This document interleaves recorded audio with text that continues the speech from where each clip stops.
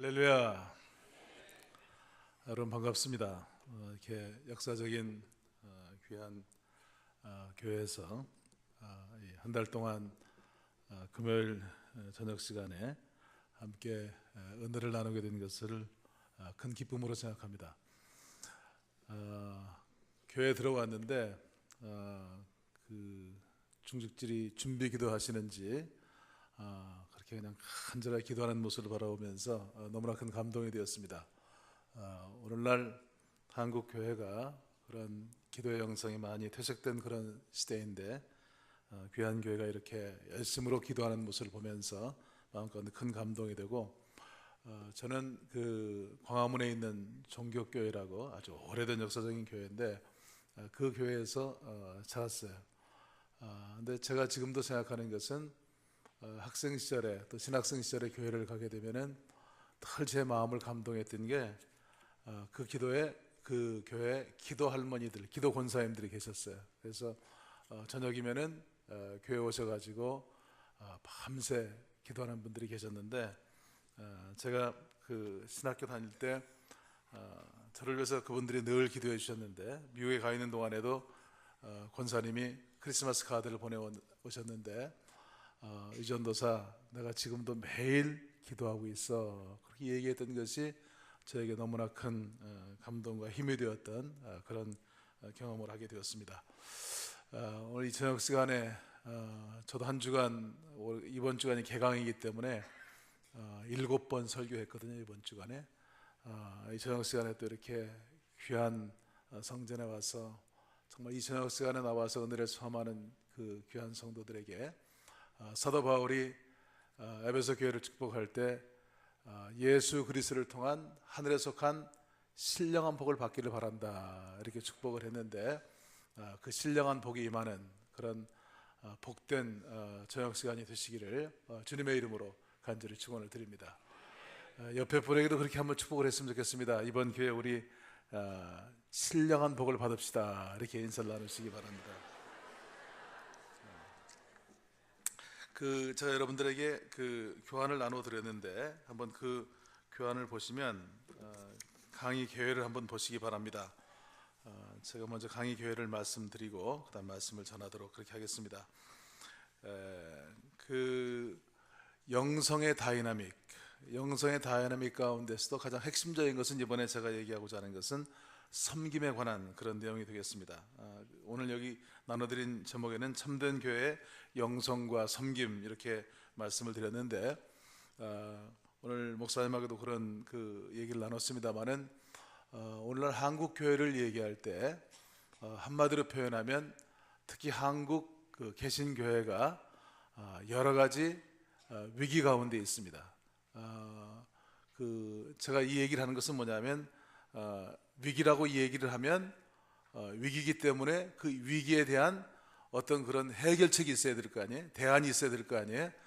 이번 한 주간 동안 거기에 대한 것을 말씀을 드리고자 하는데, 강의 교회에 보시면 한국 교회가 심각한 위기와 도전 가운데 처해 있습니다.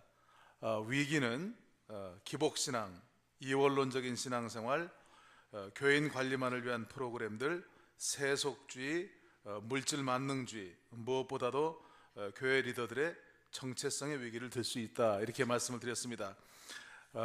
물론 우리가 예수를 잘 믿으면 복을 받죠. 그런데 기복이라고 하는 것은 뭐냐면 나눔이 없는 복을 얘기하는 거예요. 물론 우리가 예수를 잘 믿으면 하나님 축복하시지만 나 잘 되고 내 가족 잘 되고 내 교회 잘 되고 옆에 이웃 교회가 잘 되는 것도 원치 않아. 이것은 잘못된 거라는 거죠. 기복주의가 어떤 의미에서 위기의 조건이고, 그 다음에 이원론적인 신앙생활이라고 하는 것은 교회 안에서 신앙생활하는 그 모습과 밖에 나가서 사는 그 모습이 다르다고 하는 것입니다. 영성신학자 토저는 어떤 의미에서 현대 기독교인들은 교회 안에서 신앙생활하는 그 모습과 교회 밖에서 신앙생활하는 그 모습이 마치 전혀 다른 종교와도 같다, 이렇게까지도 얘기한 것을 볼 수가 있습니다. 그 다음 교회 안의 프로그램이 교인만을 위한, 교인 관리만을 위한 프로그램, 이것이 또 위기라고 얘기할 수가 있습니다.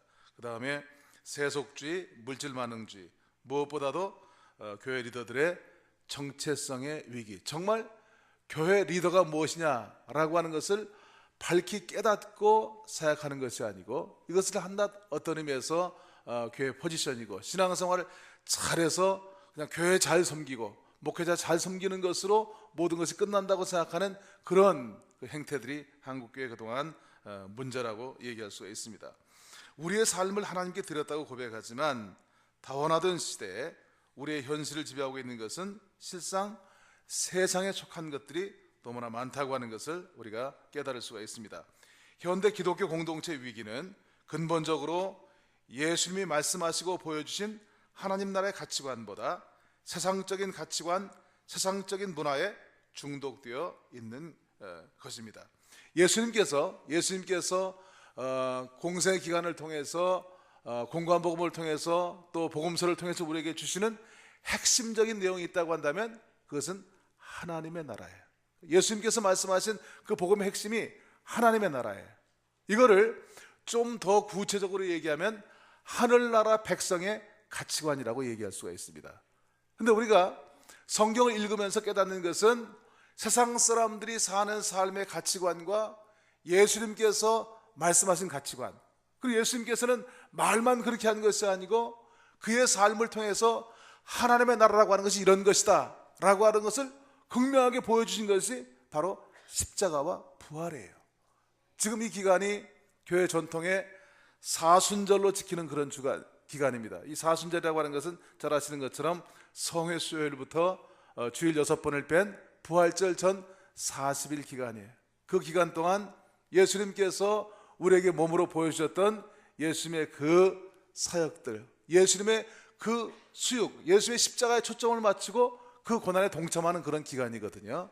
그렇다고 한다면 정말 오늘날 교회가 예수님께서 말씀하시고 몸으로 보여주셨던 그 하늘나라 가치관에 초점을 맞추고 있느냐, 아니면 세상 사람들과 조금도 다름이 없는 그런 세상 문화에 중독되어 있는 그런 가치관을 가지고 있느냐라고 하는 것을 우리가 생각해 볼 때 정말 오늘날 많은 경우에 사는 것은 좋아졌고 교회 환경은 많이 좋아졌지만 우리가 하나님 뜻대로 산다고 하지만은 세상적인 조건들이 교회 안에 들어와 있는 이런 모습들을 우리가 얼마든지 볼 수 있다고 하는 것을 깨달을 수가 있습니다.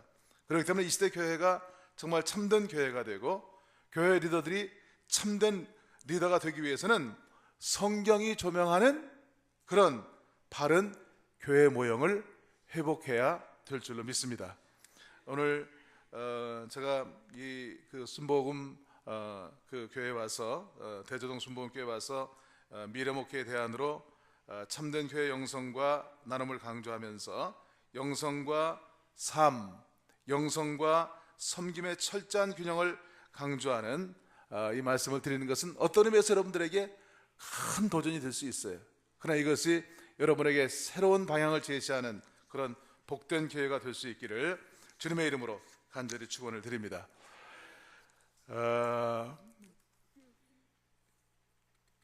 예수님을 반대하는 대적자들이 예수님께 와서 질문합니다.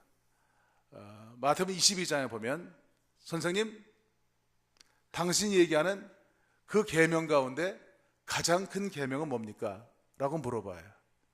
이것은 예수님의 뜻을 청종하기 위해서 물어보는 것이 아니고 예수님을 대적하기 위해서, 시험하기 위해서 물어보는 그런 질문이에요. 성경에 수없이 많은 그런 계명들이 있는데 그 가운데 가장 중요한 계명이 뭡니까? 당신을 따르는 사람들이 가져야 될 가장 핵심적인 그런 진리가 뭡니까? 신앙생활에 가장 중요한 것이 뭡니까? 라고 하는 그런 질문으로 바꿔서 얘기할 수 있어요.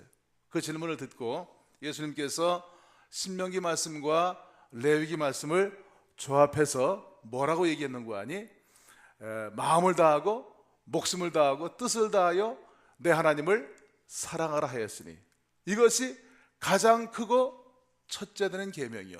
그러니까 수없이 많은 그런 계명이 있죠. 10계명도 있고 어떤 그 레바이들은 그 성경 안에 있는 이것은 해야 된다, 이것은 하지 말라라고 하는 계명을 613가지로 분류한 그런 레바이들도 있어요. 많은 그런 계명들이 있는데 그 가운데 가장 큰 계명이 뭡니까? 라고 하는 것을 물어봤을 때 마음을 다하고 목숨을 다하고 뜻을 다하여 내 하나님을 사랑하라 했으니 이것이 가장 크고 첫 번째 되는 계명이라는 것이에요. 다른 것은 다 안 지키더라도 첫 번째로 지켜야 될 계명이 뭐냐면 하나님과의 사랑의 관계라고 하는 것이에요. 제가 앞으로 그 새벽교회라고 하는 교회 모델에 대해서 제가 시간 좀 말씀을 드리려고 하는데, 그 새벽교회에서 이 얘기하는 가장 중요한 첫 번째가 바로 이 하나님과의 관계를 얘기하는 것이거든요. 이걸 영어로 얘기하면 inward journey라고 얘기하는데, 내적인 여정은 다른 말로 표현하면 영성이라고 얘기할 수가 있어요. 우리의 신앙생활 가운데 가장 중요한 것은 영성인 줄로 믿습니다. 마음을 다하고 목숨을 다하고 뜻을 다하여 내 하나님을 사랑하는 것, 이것이 신앙생활의 첫 번째 되는 계명이에요. 그런데 둘째는 이와 같으니 그랬거든요. 이와 같다고 하는 얘기는 뭐냐면 똑같다고 하는 그런 얘기예요. Like this, 이 말은 뭐냐면 똑같다는 거예요. 순서적으로는 첫 번째, 두 번째지만은, 그러나 내용적으로 봤을 때는 첫 번째와 두 번째가 내용적으로는 똑같이 중요하다고 하는 것이에요. 근데 둘째는 이와 같으니 내 이웃을 내 몸처럼 사랑하라 하였으니 이것이 모든 율법과 선지자들의 강령이니라. 둘째는 내 이웃을 내 몸처럼 사랑하라고 하는 것이에요. 이건 뭐냐면 이웃과의 사랑의 관계예요. 영어로 얘기하면 outward journey. 이거는 다른 말로 표현하면 우리의 삶이에요. 우리가 교회에서 사역하고 있는 사역들이에요. 이 두 가지가 모든 율법과 선지자들의 강령, 성경 말씀을 꽉 짜면 거기서 두 방울이 나온다는 것이에요. 첫 번째 뭐라고요? 하나님과의 사랑의 관계고, 두 번째는 이웃과의 사랑의 관계예요. 이 두 가지가 계명 가운데 가장 큰 계명이라고 하는 것이에요. 교회가 뭐냐? 교회를 공동체라고도 그러잖아요. 교회 공동체라고 그러는데, 원래 이 공동체라고 하는 말은 같은 목적, 같은 비전을 가진 사람들이 모인 모임이에요. 예? 같은 목적, 같은 비전을 가진 사람들이 모인 모임인데, 그럼 교회는 뭐냐? 교회라고 하는 것은 하나님의 그 구속의 은총을 체험한 사람들이, 성령 받은 사람들이 모여서 하는 일은 뭐냐? 이웃사랑을 실천하는 것인 줄로 분명히 믿습니다. 이번 귀한 기회를 통해서 부족한 종이 말씀을 증거할 때 정말 교회가 먼저 하나님 사랑을 회복할 수 있기를 축원을 드립니다. 하나님과의 그런 사랑의 관계가 회복된 사람들은 이웃과의 사랑의 관계가 회복되는 그런 귀한 기회가 될 수 있기를 간절히 축원을 드립니다. 이것이 가장 중요한 거예요. 그러니까 교회가 뭐냐? 교회라고 하는 것은 이 하나님 사랑과 이웃 사랑이 만나는 이 연결점이 교회예요. 그렇기 때문에 세상에 많은 기관들이 있지만, 세상에 많은 건물들이 있지만, 정말 교회가 그토록 중요한 것은 그 하나님 사랑과 이웃 사랑을 실천할 수 있는 가장 중요한 도구가 있다고 한다면 그것이 교회이기 때문에 그 교회가 그렇게 중요한 것을 믿으시기를 바랍니다. 저는 아까 말씀드린 것처럼 종교교회에서 신앙생활을 했는데, 사실 교회만 왔다 갔다 했지 실제적으로 예수를 영접하고 회심하고 성령 받고 거듭난 것은 군대 생활할 때였어요. 제가 1976년도 3월 21일 날 회심을 경험했는데, 군대가 저에게 굉장히 중요한 역할을 미쳤는데, 제가 군대에 입대를 했는데 논사로 훈련소에 갔습니다. 논사로 훈련소 25연대 출신인데, 제가 군대에 갔더니 바로 제 훈련소 옆자리에 있던 친구가 조장식이라고 그 서울신학대학 다니다 온 친구였어요. 그런데 저에게 정말 그 새로운 삶이 시작되시는 모티브를 줬던 것이 뭐냐면, 아버지 조장로님이 군대 가 있는 아들한테 편지를 보냈어요. 근데 그 편지 첫 마디에 뭐라고 쓰여 있었냐면, 할렐루야, 환난은 인내를, 인내는 연단을, 연단은 소망을 이루게 합니다, 써 있어요. 제가 군대 갈 때 많은 여러 가지 문제가 있었는데, 그 말을 딱 들었을 때 그 말이 나에게 주는 그런 말씀으로 받아들여졌어요. 환난은 인내를, 우리에게 많은 도전이 있지만 그 가운데 열심히 인내해야 되고, 인내는 연단이라고 하는 것은 캐릭터 빌딩이거든요. 캐릭터는 성품이거든요. 우리가 어려운 가운데서 어려움이 있지만 그 가운데 열심으로 인내하면 그것이 그리스도 안에서 바른 성품이 되는 것을 믿습니다. 그런 성품이 길러질 때 우리 인생에 참다운 소망이 있다고 하는 그 말을 제가 너무나 은혜 받아가지고 메모지에 그걸 적어놨어요. 그리고 군대 생활하면서 지속적으로 저에게 그것이 레마가 되어서, 은혜가 되어서 어려움을 극복할 수 있는 그런 힘을 주었고요. 제가 76년도 3월 21일 날 회심했다고 얘기했는데, 제가 군대 생활을 원주에 있는 50일 후송병원에서 군대 생활을 했습니다. 그때 위생병으로 근무했는데, 그때 76년도 3월 21일 날 제가 군인교회에서 회개하고 예수를 최초로 제 생애 처음으로 그리스도를 영접하는 그런 복된 경험을 했어요. 그걸 다 얘기하려면 딴 얘기를 못하니까 짧게 얘기하면 예수를 영접하고, 그리고 그 다음 날부터 성령께서 감동하셔서 매일매일 군대에서 새벽제단을 쌓고, 그리고 그 다음 달에 바로 군대 건너편에 있는 그 태장의 장로교회에서 김영태 강사님이라고 대전 성산수도원에서 사역하시는 사명자 집회하시는 목사님인데, 그분이 사명자 집회를 했어요. 거기에 참여해서 성령 세례 받고, 그리고 열심히 기도하고 신앙생활을 했어요.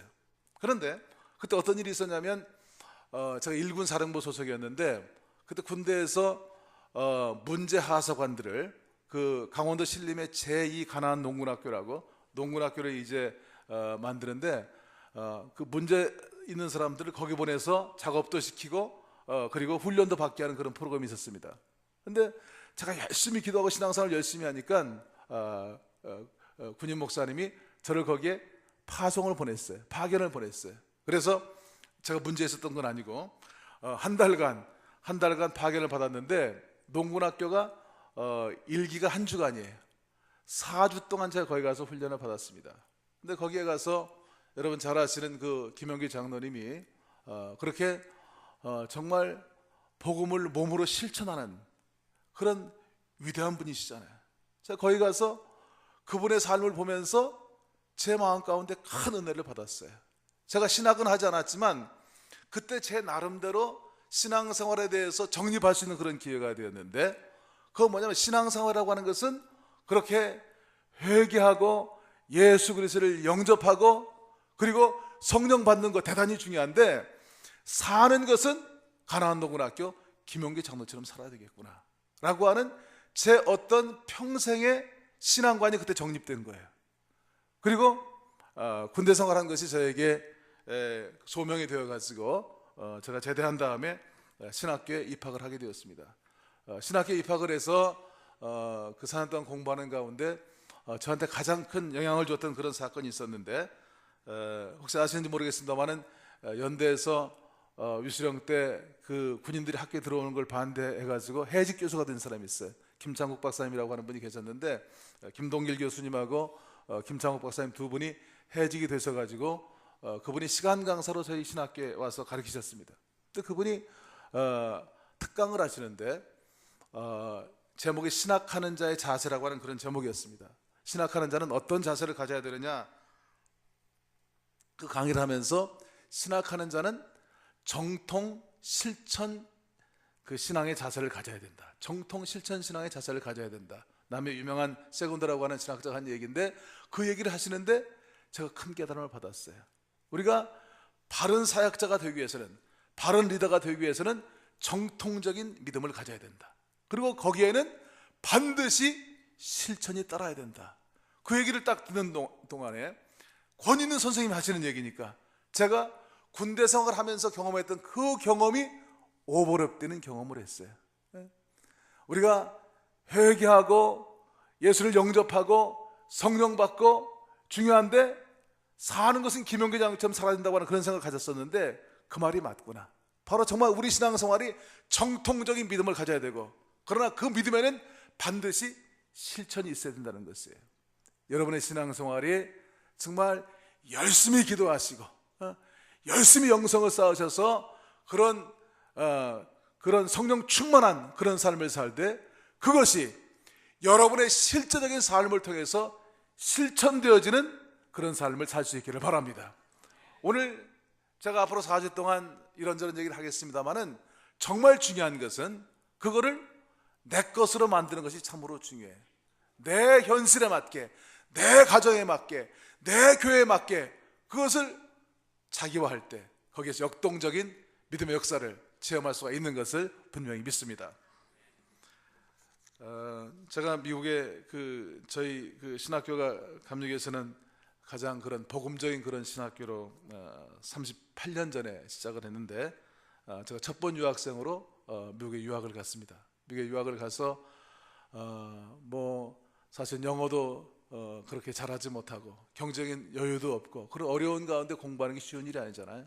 그때도 사실은 제가 책상 머리맡에 붙여놓고 늘 기도하던 그 성경 말씀이 시편 121편이었어요. 내가 산을 향하여 눈을 들리라. 나의 도움이 어디서 올까? 나의 도움이 천지를 지으신 여호와에게서로다. 정말 막막한 가운데 하나님의 거룩한 뜻에 초점을 맞추고 믿음으로 발을 내디딜 때마다 주께서 앞서가시면서 생애를 인도하시는 그런 거룩한 경륜을 체험하게 되었어요. 물론 하나님의 놀라운 은혜 가운데 유학생활을 했습니다마는 제가 미국 대학원에서 공부하면서 경험했던 또 하나의 놀라운 경험은 그 신학교 그 대학원 과정을 마치면서 맨 마지막에 들었던 과정이었는데, 그거는 어반 미니스트리라고 도심지 목회에 대해서 공부하는 그런 시간이었습니다. 그런데 그때 선생님이 학교에서 일주일간 공부를 하고 그 다음에 보름 동안 미국의 중부에 오클라호마, 미조리, 캔사스 이런 지역을 다니면서 그 도심지를 보는 그런 사역이었어요. 공부만 하던 사람들이 이제 지역을 다니면서 보는데 많은 깨달음을 받았어요. 부자 동네도 가고 가난한 동네도 가보고 부자 교회도 가보고 가난한 교회도 가보고 또 노숙자 쉘터에 가서 잠도 자보고 호텔에서 자기도 하고 좋은 음식점도 가보고 쭉 감옥도 가고 이런 여러 가지 그런 그 지역들을 다니면서 보름 동안 그 선교 여행을 하는 동안에 제가 깨달은 그런 진리가 있어요. 정말 교회 안에서 그 신앙생활 할 때는 보이지 않았던 것이 정말 여러 그 사역을 다니면서 보니까 미국이라고 하는 나라가 참 잘 사는 나라였거든요. 그때 저희가 85년도에 신학교 졸업할 때만 하더라도 미국이 전 세계 5%밖에 안 되는 나라가 전 세계 물자의 40%를 사용하는 그런 나라였어요. 미국 사람들이 쓰레기통에 버리는 그 음식물만 가지면은 세계 기아 문제가 해결된다고 얘기한 그런 때였어요. 엄청나게 풍성한 그런 나라였어요. 그런데 그런 나라에도요, 85년도인데 캔사스시티 그 다운타운에 가가지고 어떤 그 음식을 공짜로 나눠주는 그 장소에 가서 보니까 점심 한 끼를 먹기 위해서 400명의 사람들이 모였더라고요. 어떤 도시는 마치 폭격받은 도시처럼, 이 세인트루이스라고 하는 동네는 미국인데도 완전히 폭격받은 동네처럼 들어가면 분위기가 음산한 다른 지역의 갱들을 수출하는 그런 동네도 있었어요. 그걸 보면서 깨달은 것이 뭐냐면 세상이 왜 이렇게 불의한가? 교회가 내 교회 안에서 내 교회를 보고 신앙생활 하는 것도 중요하지만 정말 참다운 교회라고 하는 것은 이런 사회적인 문제까지도 책임을 져야 하는, 이것이 교회의 책임이라고 하는 그런 깨달음을 받게 되었어요. 여러분, 간절히 바라기는 여러분의 교회가 교회 안에서 신앙생활을 잘 하시고 성령 충만한 삶을 살 때 그 영성이 이 교회의 담을 넘어서 참으로 사회의 여러 어려운 사람들을 세우는 그런 역할을 감당할 수 있기를 간절히 축원을 드립니다. 아까 제가 말씀드릴 때 마음을 다하고 목숨을 다하고 뜻을 다하여 내 하나님을 사랑을 하였으니 이것이 가장 크고 첫째 되는 이것이 영성이라고 말씀을 드렸는데, 그 삶을 통해서 실현하는 이웃사랑의, 내 이웃을 내 몸처럼 사랑하는 이웃사랑도 사실은 정확히 말씀드리면 그것도 영성이에요. 그것도 다시 말해서 기독교 영성이 이런 사회복지 사역이나 사회봉사 사역하고 다른 것은, 기독교의 영성은, 기독교의 봉사는 우리의 그 영성이 밖으로 흘러 넘쳐서 우리의 삶을 통해서 나타나고 우리의 사역을 통해서 나타날 때 그것이 참된 영성이 되는 것을 분명히 믿습니다. 그렇기 때문에 영성과 삶, 영성과 사역, 이것은 서로 떨어져 있는 것이 아니고 서로 하나인 것을 분명히 믿습니다. 여러분의 신앙생활이 그런 신앙생활이 될 수 있기를 주님의 이름으로 간절히 축원을 드립니다. 제가 미국에 가서 교회를 3개를 개척했어요. 공부하고 아무도 없는 곳에 가서 제 아내하고 둘이 그 교회를 개척하는 일을 3번 했는데, 이제 그러면서 여러 가지 어려운 일도 있었습니다만은 제가 91년도부터 그 미국 수도인 워싱턴 DC 그 지역에 가서 교회를 세우는 사역을 했는데, 그때 저희 교회가 이제 부흥하면서 교회 안에 미국은 이제 1세들은 다 한국말을 쓰지만 2세나 또 그 프로그램도 다 영어로 해야 되거든요. 영어 목사가 있어야 돼. 그래서 저희 교회 영어 목사님이 오셨는데 그분이 저에게 독특한 교회가 있다는 거예요. 그 독특한 교회를 한번 소개하겠다고 그래서 찾아간 교회가 그 세이버 교회라고 하는 그 교회를 찾아가게 되었습니다. 근데 이런 아름다운 교회 건물이 아니고 카페예요. 파라스하우스라고 하는 토기장의 집이라고 하는 카페인데, 요즘 한국에 카페 교회들이 많이 생겼는데 사실은 그 세이버 교회 토기장의 집이 원조 그런 카페 교회인데, 거기에 가서 그 교회를 보게 되었는데 그것이 저에게 굉장히 도전이 되었어요. 내가 소명받고 이상적으로 생각했던 그 교회 모습이 이렇게 교회를 개척하고 목회 현실에 부딪혔을 때 그냥 눈앞에 보이는 사역만 보고 이렇게 달려가다 보니까 다 그걸 잃어버렸었는데, 정말 그런 이상적인 교회를 실제적으로 하고 있는 그런 모습을 보면서 그것이 저에게 또 다른 롤 모델이 되었어요. 그래서 그때부터 그 교회를 열심히 연구하기 시작했고 또 목회에 적용하였고, 제가 미국에 가서 23년간 목회하고 2004년도에 한국에 나오게 됐는데, 물론 첫째 기도 제목은 학교에서 그런 사역하는 것이었습니다만은 또 하나의 저에게 기도 제목이 있었다고 한다면 그거는 그 이상적인 그 세배교회 모델을 한국교회 대안 모델로 제시하는 그런 기도 제목을 가지고 나오게 됐는데, 어떤 의미에서 제가 생각하기에는 지금 한국교회가 위기라고 한다면 위기라고 한다면 위기에는 위기를 해결할 수 있는 대안이 있어야 될 거 아니에요. 저는 그것이 중요한 대안 모델이라고 생각을 하게 되는데, 이번 기회에 우리가 함께 고민하는 가운데 또 목사님께서 그런 목회 방향으로 이 대종 순복음교회가 나오고 있다고 하는 그런 말씀도 들었고, 또 여러분의 그 홈페이지를 들어가서 보니까 그런 4가지 그런 교회 목표를 가지고 독특하게 균형 잡힌 그런 목표를 하고 있는 그런 모습을 바라보면서 큰 감동을 받았는데, 이번 기회에 이러한 것들이 실제화되어지는 그런 귀한 기회가 될 수 있기를 간절히 축원을 드립니다. 오늘 저녁 시간 제가 그 말씀을 드리고자 하는 핵심적인 주제는 참된 교회의 영성이에요. 그러니까 참된 교회가 되려면 그 바탕이 영성이 되어야 됩니다. 영성이. 이번 집회를 통해서 그 영성이 회복되어지는 귀한 기회가 될 수 있기를 바랍니다. 하나님과의 관계가 온전히 회복되기를 바랍니다. 하나님 관계가 회복된 분들은 이웃과의 관계가 구체적으로 회복될 수 있는 그런 출발점이 될 수 있기를 주님의 이름으로 간절히 축원을 드립니다. 오늘 제가 첫 시간에 무슨 말씀을 드릴까 생각을 하다가 출애굽기 25장 말씀을 제가 받고 이 말씀을 오늘 저녁 시간 잠깐 드리려고 합니다. 오늘 이 출애굽기 25장 말씀은 이스라엘 민족이 이제 그 광야 40년 기간 동안 성막을 짓고 그리고 광야 생활 40년을 시작하는 그런 말씀의 시작이에요. 그런데 이스라엘 민족이 광야에서 성막을 지을 때 그 성막의 제목으로 쓰라고 한 것이 조각목이에요. 조각목. 오늘 이스라엘 민족이 광야에 들어가 가지고 맨 처음 한 일이 뭐였냐면 모세가 시내산에 가서 하나님과 계약을 맺은 그런 내용이었어요. 시내산 계약입니다. 그러니까 물론 시나세나 가서 십계명을 받은 그런 일도 있지만 그거보다 더 중요한 것은 하나님과 맺은 계약이었어요. 그리고 계약 백성이 지켜야 될 것으로서 하나님이 십계명을 주셨고, 하나님의 계명이 완전한 것이지만 그 계명을 지키지 못할 때 그들로 하여금 죄의 문제를 해결하기 위해서 성막 제사법을 주셨거든요. 여러분이 기도 훈련을 할 때 그 성막 기도법도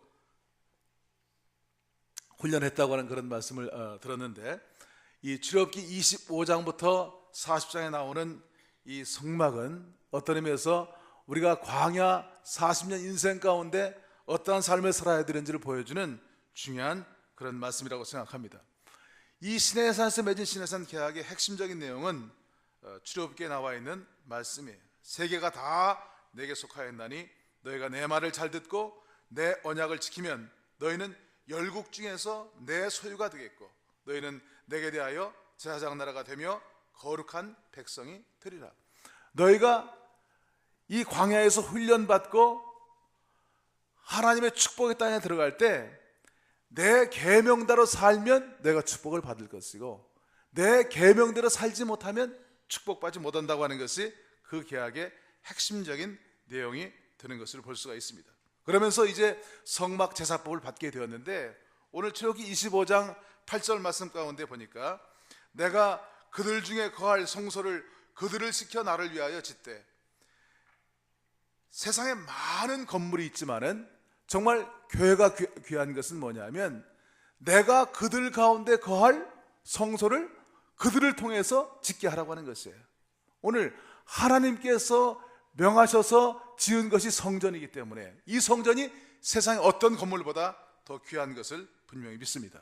그런데 이 성소를 지을 때 출애굽기 12장 35절 말씀 거기에 보니까 출애굽시 10가지 재앙 이후에 애굽 사람에게 가서 이스라엘 사람들이 금, 은, 폐물을, 금은, 폐물, 의복을 구할 때 그 사람들이 구하는 대로 애굽 사람들이 다 그걸 내주었어요.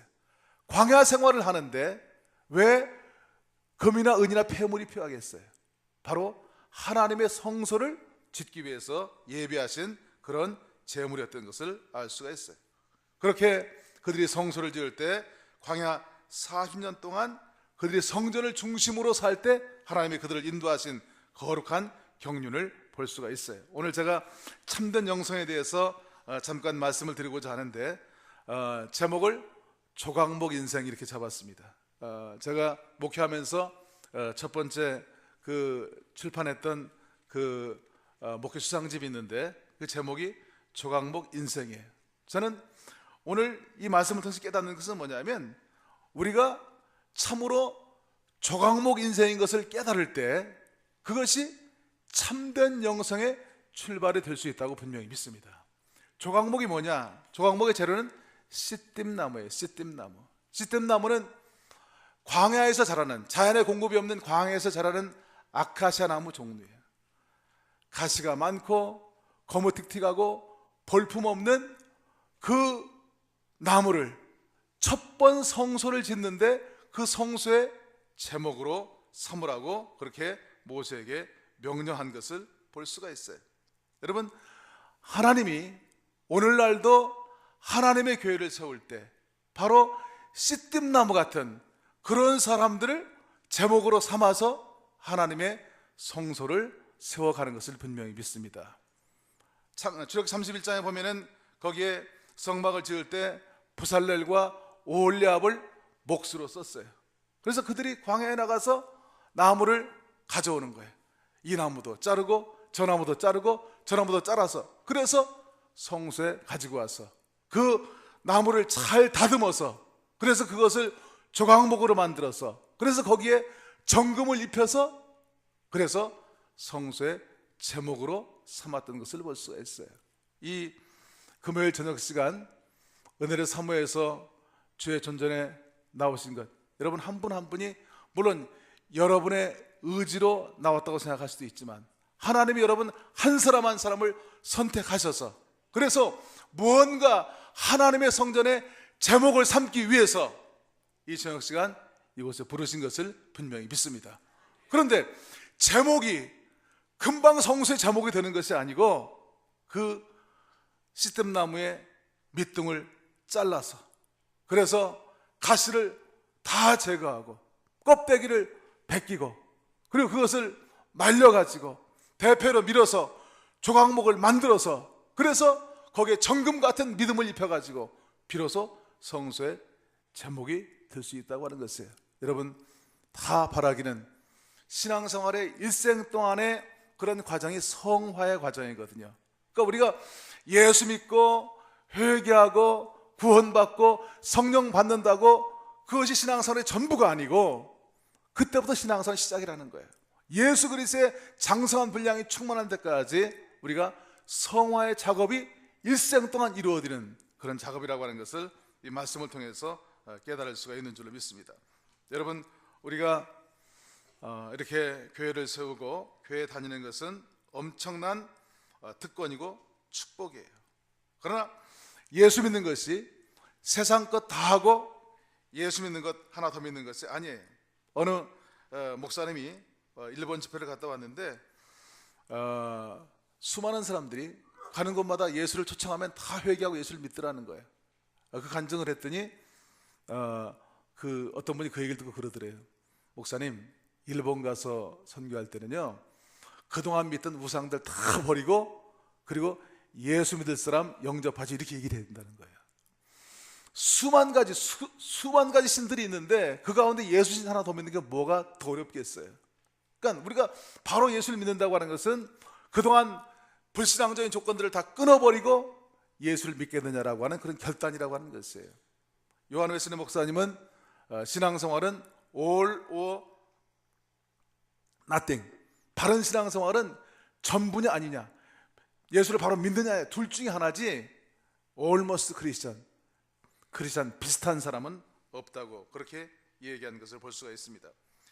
정말 중요한 것은 우리 신앙생활이 일생 동안 정말 예수 그리스도의 장성한 분량이 충만한 데까지 이르도록 성화와 완전을 향해 나가는 그런 과정이 되어야 된다고 하는 그런 깨달음을 받을 수가 있습니다. 여러분, 간절히 바라기는 이번 기회에 정말 결단하시고 주님 뜻대로 살 수 있는 교회와 성도들이 다 될 수 있기를 간절히 축원을 드립니다. 우리가 하나님의 그 성소에 쓰임받는 제목이 되는 것은 하루아침에 되는 것이 아니고 시간이 걸려요. 어떤 의미에서 일생 동안 걸리는 그런 작업이라고 얘기할 수가 있어요. 여러분, 성막 기도할 때도 배우셨겠습니다마는 성소는 문이 하나밖에 없어요. 동편으로 난 문이 있습니다. 그리고 성전 뜰이 있고, 여러분 다 배우셨죠? 그 첫 번째 기구가 뭐죠? 첫 번째 기구가 번제단입니다. 번제단은 죄를 내려놓는 것이에요. 그리고 그 다음 기구가 물두멍이에요. 성소에 들어가기 전에는 다 물두멍을 통과하는 거예요. 광야는 먼지가 많이 있는 곳이기 때문에 그 성소에 들어가기 전에는 누구나 다 손과 발을 씻고 그리고 성소에 들어가야 돼. 이거는 성화를 가리키는 것이에요. 성소는 밀폐되어 있어요. 밀폐되어 있기 때문에 성소에 들어가면은 순금 등대와 떡상과 향단이 있는데, 그 성소 안에서 진행되는 모든 제사는 그 순금 등대의 빛, 성령의 조명 아래서 진행되어야 되고, 그리고 떡상은 곧 말씀이라고 그랬어요. 성령 아래서 말씀을 우리가 조명하고, 그리고 향은 곧 기도라고 그랬어요. 성령의 조명 아래서 간절히 기도할 때 지성소에 들어가는 거예요. 지성소는 the holy of the holy, 하나님의 영광이 임재하는 것이 지성소거든요. 우리가 죄를 내려놓고 그리고 성화되어서 성소에 들어가서 성령 받고 그 성령의 조명 아래 말씀을 듣고 기도할 때, 그때 하나님의 놀라운 영광의 임재가 우리에게 임하는 것을 체험할 수가 있는 줄로 믿습니다. 이것은 기도 생활에도 마찬가지고 우리의 삶 가운데에도 마찬가지 그런 진리라고 하는 놀라운 깨달음을 받을 수가 있어요. 우리가 성막을 조각목으로 건축한 것, 이것은 우리가 조각목 같은 인생이고, 우리를 찌르고 다듬고 자르고 다듬고 말려서 하나님의 성전의 제목 삼기 원하신 것이 하나님의 뜻이라고 하는 것이에요. 우리가 다 조각목 같은 인생을 깨닫고 하나님의 성전에 정말 쓰임받는 그런 제목들이 한 사람 한 사람 다 될 수 있기를 주님의 이름으로 간절히 축원을 드립니다. 가정에 부부가 같이 사는데도요, 같이 살면서 보니까 안 맞는 게 많아요. 저 오늘 제 아내와 같이 왔습니다만 안 맞는 게 많은데, 그 부부가 같이 살아가는 것도 다 하나님이 다듬어 가시는 그런 경륜이에요. 그러니까 서로 살다 보면 닮아가는 거예요. 교회도 마찬가지입니다. 교회도 전혀 다른 캐릭터를 가진 사람들이 모인 그런 공동체예요. 다 자기 생각이 있어 하나 되기가 쉽지가 않습니다. 이 두 사람이 타는 그런 자전거가 있습니다. 두 사람이 같이 타고 가는 자전거가 있는데, 이 자전거는 보조를 잘 맞춰야 돼요. 앞 사람하고 뒷 사람하고 둘이 보조를 잘 맞춰가야 이 자전거가 똑바로 가는 거예요. 이 두 사람이 그 자전거를 타고 갑니다. 타고 가는데 이 자전거가 높은 언덕으로 올라가요. 언덕으로 올라가는데 얼마나 힘들겠어요. 열심히 올라가는 거예요. 아주 있는 힘을 다해서 올라갔어요. 정상에 올라가서 앞에 사람이 뒤에 있는 친구한테 얘기해. 야, 높은 언덕을 올라오는데 정말 힘들었지? 너도 힘들었지? 그러니까 뒤에 같이 오던 친구가 그러더래요. 야, 나는 자전거가 미끄러질까 봐서 브레이크 잡느라고 혼났다 그러더래요. 여러분, 무슨 일을 하든 보조를 맞추는 일이 쉬운 일이 아니에요. 하물며 각양의 다른 배경을 가진 사람들이 모인 이 교회에서 한 마음이 되는 게 얼마나 어려운 일이에요. 정말 중요한 건 질문을 잘해야 돼. 신앙생활은 질문을 잘해야 돼. 왜 그럴까라기보다는 그럴 수도 있지, 그런 생각을 가지는 게 중요해요. 따라서 한번 해보실까요? 왜 그럴까? 그럴 수도 있지. 벌써 다르잖아요. 왜 그럴까? 그러면 다른 질문이 자꾸만 생겨요. 그러나 똑같은 문제라도 그럴 수 있지 라고 하는 그런 마음을 가질 때 공동체가 하나 될 수 있다고 하는 그런 깨달음을 받을 수가 있습니다. 여러분, 간절히 바라기는 여러분의 공동체가 정말 그런 바른 영성을 가져서, 그래, 내가 참 조각모 같은 인생이고 내 인생에 주께서 오셔서 나를 경륜 가운데 인도하시고 하나님의 거룩한 성소에 제목 삼기 위해서 나를 여기까지 인도했다고 하는 그런 자세로 섬길 때 그 교회가 한 마음이 되어서 주의 온전하신 뜻을 이루어 나갈 수 있는 것을 분명히 믿습니다. 그 영성이 고양되어질 때 그 영성이 담을 넘어서 다른 사람들에게까지 유익을 끼치는 그런 복된 삶을 살 수가 있는 줄로 믿습니다. 구약의 인물 가운데 야곱의 생애를 보면은요, 우리 야곱의 생애를 잘 압니다마는 야곱이 그렇게 하나님 축복을 받기 위해서 애를 썼는데 인생의 절대절명의 위기가 약복강가였어요. 그가 축복받고 고향으로 돌아왔는데 자기 형이 400명의 부하를 데리고 아무 말도 없이 그에게 오고 있는 거예요. 최대 위기를 당한 거예요. 자기 재산을 두 대로 나누어서 건너보내고 혼자 앉아서 이제 기도하는 것도 아니죠. 머리를 굴리고 있는 거죠. 그때 누군가 와가지고 같이 씨름이 붙었는데 밤새 씨름했어요. 새벽녘에 그 대적자가 야곱의 환도뼈를 쳤는데 그 환도뼈가 위골되면서 야곱의 영안이 열린 거예요. 영안이. 그러면서 그때부터 하나님이 하나님으로 보이기 시작한 거예요. 여러분, 신앙생활이 여기까지가 중요한 줄로 믿으시기를 바랍니다. 사도 바울이 그 에베소 교회를 향해 축복할 때 내가 예수 그리스도를 통한 하늘에 속한 신령한 복을 내가 받기를 원한다 그러면서 뭐라고 얘기하는 거 아니? 내가 기도할 때마다 너희를 위해서 기도하는데 너희가 지혜와 계시의 영을 받아야 된다. 너희가 지혜의 영과 계시의 영을 받아서 하나님을 더 잘 알고, 우리가 어떻게 하나님을 알 수가 있어요?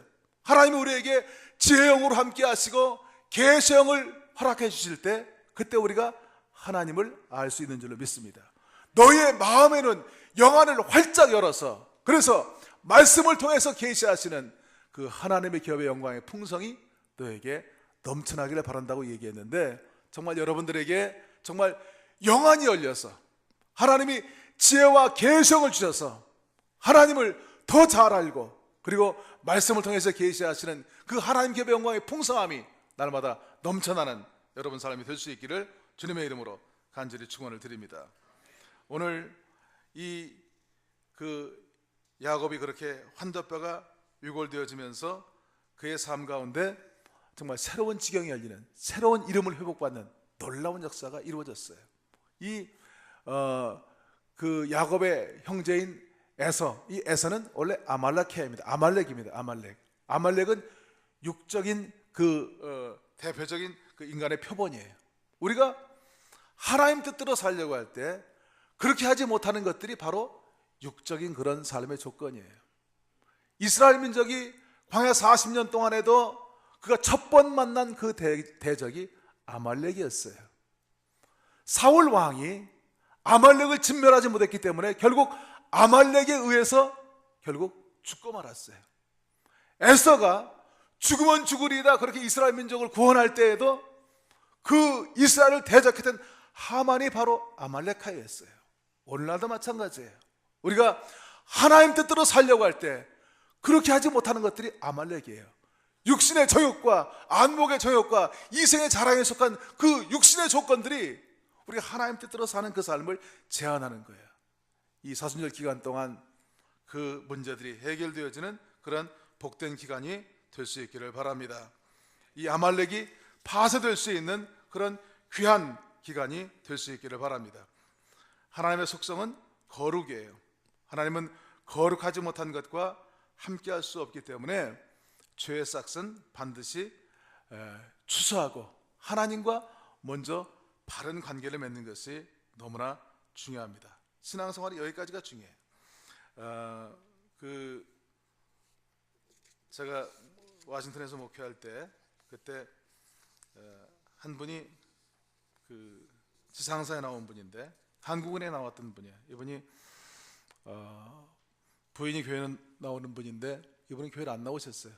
근데 이분이 신사기 때문에 부인이 교회 가면 꼭 교회 데려다 주고 그리고 집에 갔다가 교회 끝나면 데리러 오고 그랬어요. 그러다 어떤 때는 이제 부인 교회 들어가시고 주차장에서 기다리다가 픽업해가지고 가고 그랬었는데 저희가 성전 건축을 했습니다. 봉헌식 날인데 그 부인이 초청을 한 거예요. 오늘은 중요한 날이니까 잔칫날이니까 들어오라고. 그래서 그분이 들어왔어요.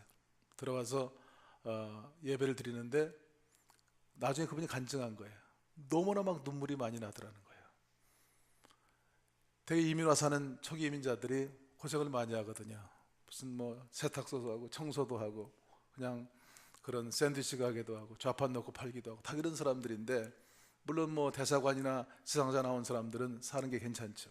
어떻게 그렇게 고생하는 이민자들이 이런 아름다운 성전을 봉헌했을까? 그러면서 그렇게 마음이 감동이 되더라는 거예요. 그가 가면서 저에게 이런 간증을 했습니다. 자기가 제주도 시골 고등학교 출신이고 시골에서 서울 올라와가지고 공부를 잘해서 인류대학에 들어갔는데 평생의 꿈이 한번 내가 성공해 보고자 하는 그런 생각이었다는 거예요. 그래서 열심히 성공을 위해 달려갔대요. 아침에도 일어나면 1시간씩 조깅을 하는데 자기가 그 전날 직장에서 어려운 일을 당하면요 더 빨리 달린대요. 이 새끼 두고 봐라, 내가 너보다 더 잘 된다. 그런 투쟁적으로 인생을 살아왔다는 거예요. 그런데 자기가 미국에 와서 자기 와이프 때문에 교회 다니고 3년을 교회를 다녔는데 자기가 새로운 인생관을 받았다는 거예요. 많은 세상 사람들이 자기가 볼 때 잘못된 줄을 잡고 그것이 든든한 줄인 것처럼 알고 살아간다는 거예요. 자기가 총재 비서실장도 해보고 청와대 파견 근무도 해봤는데 세상 사람들이 다 잘 나가는 것 같지만 그러나 인생의 근본적인 문제에 있어서는 다 똑같더라는 거예요. 자식 문제라든지 부부가 문제라든지 재정 문제라든지 이런 문제에 당할 때는 다 똑같다는 거예요. 제가 깨달은 것은 예수 믿은 다음에 자기 마음 가운데 참 평안과 기쁨이 생겼다는 거예요. 나는 내가 내 인생에 정말 바른 줄을 붙잡고 이제 한국으로 나간다고 그렇게 고백하는 얘기를 듣고 제가 얼마나 은혜를 받았는지 알 수 없습니다. 여러분 간절히 바라기는 이번 귀한 기회를 통해서 하나님과의 관계가 회복될 수 있기를 바랍니다. 인생의 든든한 줄을 붙잡는 그런 귀한 기회가 될 수 있기를 바랍니다.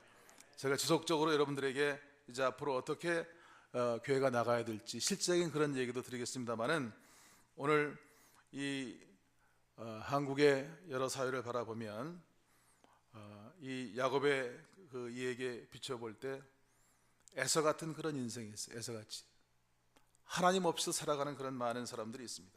하나님 없이 내 노력으로 살아가려고 하는 그런 사람들이 우리 주변에 너무나도 많이 있어요. 그러니까 어떤 의미에서 그런 사람들이 너무나 많기 때문에 우리가 바로 신앙생활을 하지 아니하면 세상 문화에 금방 빠져들 수밖에 없는 그것이 오늘날 교회 상황이에요. 야곱 같은 그런 인생이 있습니다.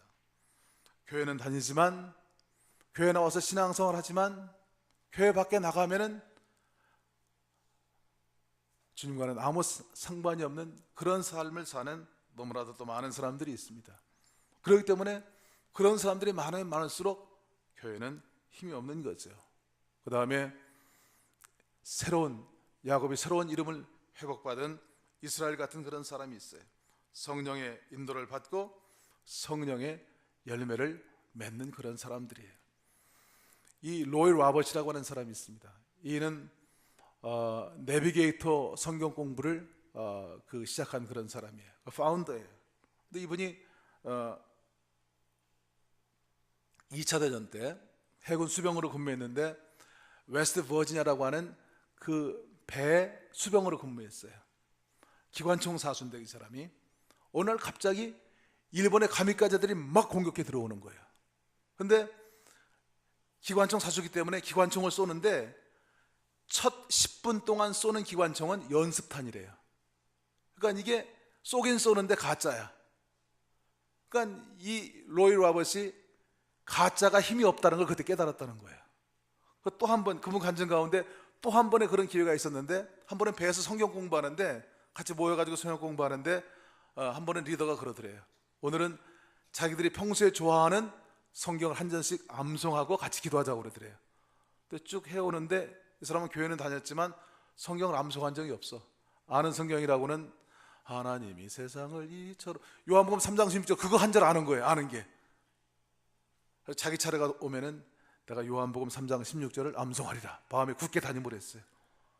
그리고 다짐을 하고 있는데 바로 옆에 녀석이 그걸 해버리더래.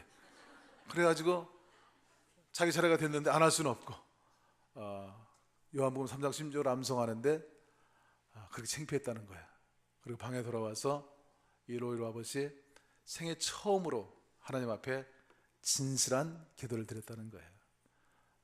Lord, I am fake. 하나님, 나는 가짜입니다. 그리고 진짜가 되기로 했다는 거예요. 여러분, 교회도 가짜면 힘이 없어요. 성도도, 여기 말고 딴 동네, 성도도 가짜면 힘이 없어요. 여러분, 진짜 성도가 될 수 있기를 바랍니다. 진짜 교회가 될 수 있기를 바랍니다. 이 한기간 그걸 함께 생각하는 그런 귀한 기간이 됐으면 좋겠고요. 제가 나눠드린 그 종이에 그 맨 마지막 한번 보시기 바랍니다. 거기에 보시면 제가 오늘 이 얘기하려고 여기까지 왔습니다. 이 얘기하고 같이 기도하도록 하겠습니다. 여기에 보면 적용점이 있습니다. 그러니까 이 금요 기도 과정을 통해서 한번 우리가 생각해 보고자 하는 그런 핵심적인 내용이 이 네 가지 질문에 있습니다. 한번 이 질문을 보시기 바랍니다. 여기 보면 성경에서 말하고 있는 교회의 본질은 무엇인가? 그러니까 참된 교회가 뭐냐라고 하는 것을 한번 생각을 해보도록 하고요. 그렇다면 성서에서 말하고 있는 공동체의 본질을 내가 속한 공동체는 유지하고 있는지, 만약 유지하고 있다고 한다면 그 이유는 무엇이고, 그렇지 못하다고 한다면 그 이유는 무엇인지 한번 생각을 해보시고요. 그 다음에 내가 속한 공동체의 구조는 기독교 공동체의 본질을 양육할 수 있도록 준비되어 있는지. 그러니까 교인이 처음 교회에 들어왔을 때 교인이 될 수 있는 그런 여러 가지 과정들, 제가 그 교회 프로그램들을 보니까 그런 어떤 입교 과정이라든지 양육 과정이라든지 프로그램들이 참 잘 되어 있는데, 교회가 정말 중요한 것은 뭐냐면 교인들이 처음 들어왔을 때 교인 되게 하는 입교 과정, 그 다음에 교인 되어서도 한번 교인 되면 그걸로 일생 동안 교인하는 것이 아니고 정말 그 교인이 영원한 천국에 갈 때까지 훈련 받을 수 있는 그런 과정들, 이것이 제대로 되어 있는지. 한 가지만 더 말씀드리면, 제가 말한 그 새벽 교회는 교인의 과정이 이렇게 되어 있습니다. 교인의 과정이 하루에 1시간씩 성경 읽고 기도하기. 그러니까 하루에 1시간씩 교인이 되면, 정식 교인이 되면, 임시 교인도 있거든요. 정식 교인이 일단 되기를 결심한 사람은 하루에 1시간씩 성경 읽고 기도하기. 그 다음에 또 한 가지는 회계사가 인정하는 그 온전한 11조를 드리기. 그 다음에 갑자기 또 점점 어려워지죠. 그 다음에 교회에서 준비한 3년짜리 교인이 되기 위한 제자훈련 과정에 참여하기. 그리고 한 주간 한 번씩 구역 예배에 참여하기. 그 다음에 교회 사고에 있는 약 50여 가지 지역사회 사역이 있는데 그 지역사회 사역에 자원봉사자로 참여하기. 그리고 교인의 자격은 한 번 교인되면 평생 교인이 아니고 1년간, 교인은 1년간 자격을 하는 거예요. 1년 해보고 어려우면 안 하면 돼요. 그리고 정말 그 교회 비전에 동의하는 사람은 1년 더 서약하고 교인이 되고, 이렇게 할 때 그 교회가 정말 역동적인 교회가 되었는데, 우리 교회는 그런 어떤 분명한 교인들을 훈련시킬 수 있는, 들어와서부터 그 마무리할 때까지 그런 그 구조가 되어 있는지 하는 그 얘기고요. 그 다음에 네 번째는 내가 속한 공동체 구조는 예수님의 복음과 세상에 대한 예수님의 사역의 본질을 구체적으로 실천하도록 도움을 주는지. 우리 교회가 정말 우리 교회 안에만 국한된 그런 교회가 아니고 뭔가 교회 밖을 넘어서 우리 교회가 실천하고 있는 것은 뭔지 한번 생각해보는 그런 귀한 기회가 될 수 있기를 바라고, 그러한 실천 강령들이 더욱더 다져지고 더욱더 극대화될 수 있는 그런 귀한 기간이 될 수 있기를 주님의 이름으로 간절히 축원을 드립니다.